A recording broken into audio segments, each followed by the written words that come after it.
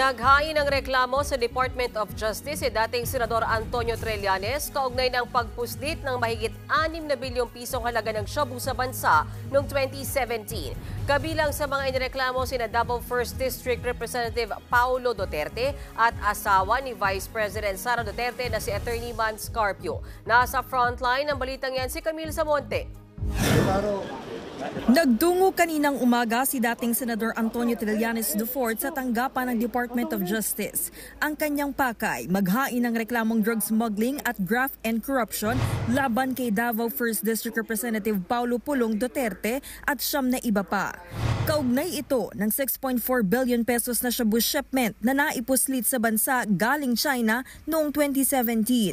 Bukod kay Congressman Duterte, dawit din sa reklamo ang asawa ni Vice President Sara Duterte na si Attorney Mans Carpio at dating Customs Chief Nicanor Faeldon.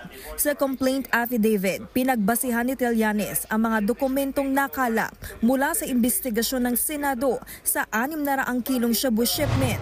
Pinalusot daw ang illegal na droga sa Bureau of Customs at pinadaan pa sa kanilang express lane.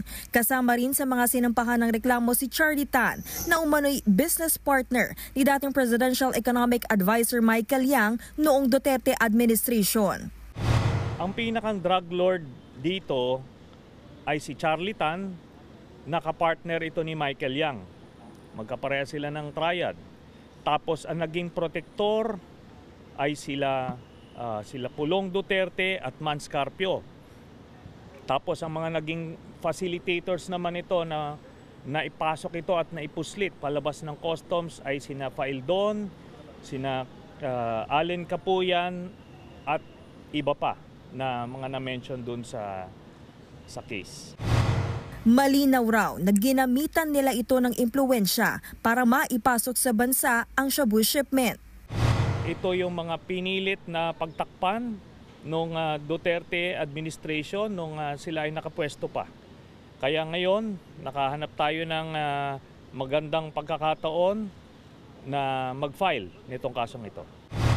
Noong 2018, kaparehong reklamo rin ang inihain laban kina Duterte at Carpio pero binasura ng ombudsman dahil sa kakulangan ng basehan. Ibinasura rin ng DOJ ang graft at administrative charges laban kay Faeldon noong 2017.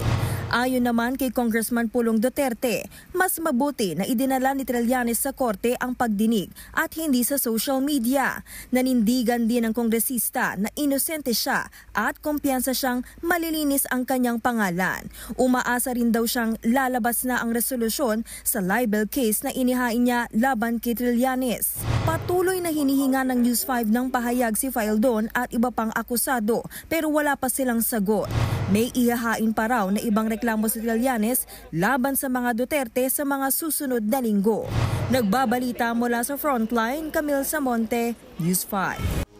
Mga kapatid, may Los Baños po. Huwag magpahuli sa mga balita at impormasyong dapat ninyong malaman.